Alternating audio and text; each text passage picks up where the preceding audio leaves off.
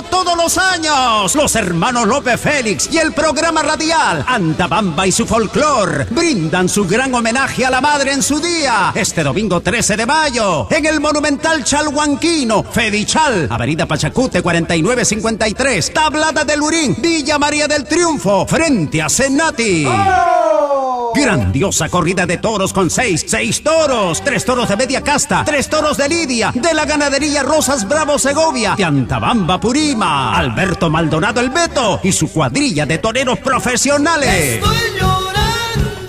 Artistas en escena, Viterbo y Cebollita, los hermanos Aiba. Soy de Apurímac, soy de Conjunto Pachaconas de Saúl Chaguamaní. vasito de cerveza. El ídolo Carlos Curi. Nena, préstame tu sala. Voces de la Estudiantina Perú.